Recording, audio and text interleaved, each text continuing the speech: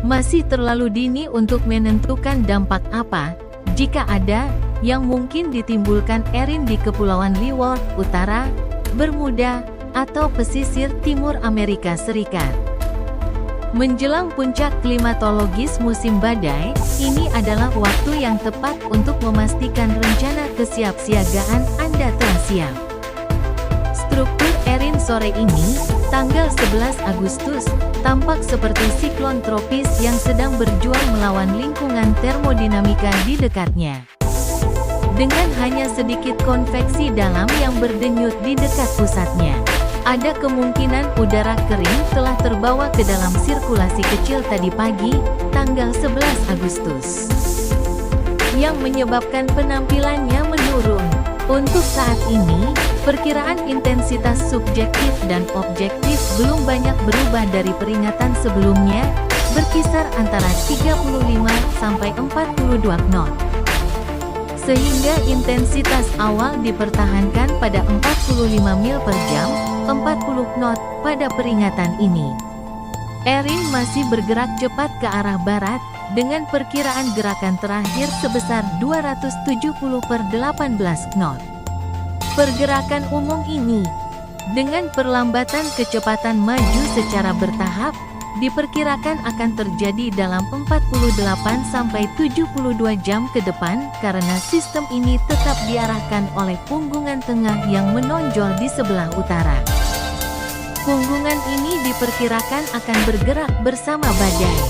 Menjelang akhir periode perkiraan, punggungan tersebut akan terkikis sebagian dan bergeser ke arah timur Laut Erin, yang akan memungkinkan siklon untuk mulai mendapatkan garis lintang 120 jam.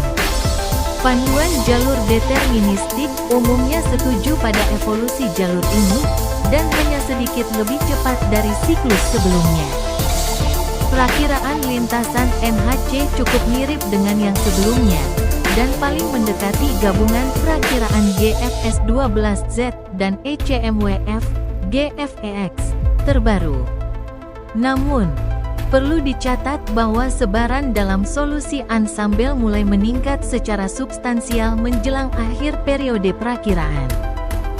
Kemungkinan terkait dengan besarnya punggungan yang tetap berada di arah kutub Erin dalam 5 hari.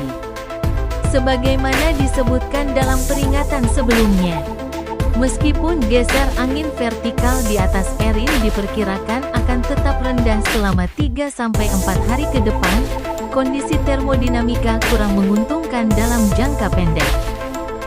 Dengan suhu permukaan laut antara 26 sampai 27 derajat Celcius, dan banyaknya awan stratocumulus yang stabil di sepanjang jalur badai yang diperkirakan. Meskipun demikian, sebagian besar model regional badai menunjukkan Erin perlahan menguat selama periode ini.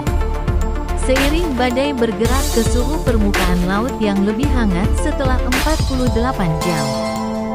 Laju intensifikasi yang lebih cepat diantisipasi, selama geser angin tetap rendah, dan jika Erik mampu mencampur sebagian udara kering di sekitarnya. Panduan intensitas sebenarnya sedikit lebih tinggi daripada siklus sebelumnya setelah 60 jam, tetapi perakiraan intensitas NHC terbaru serupa dengan yang sebelumnya, menunjukkan Erin akan menjadi badai dalam 60 jam dan badai besar dalam 120 jam.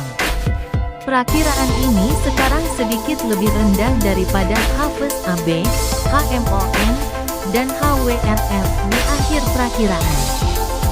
Ada beberapa indikasi bahwa mungkin ada geseran barat laut yang berdampak pada siklon dalam 96 sampai 120 jam, jadi saya memilih untuk tetap menggunakan alat bantu ini selama siklus ini. Peramal cuaca Papin, nomor peringatan 2. Informasi disediakan oleh Pusat Badai Nasional, NHC.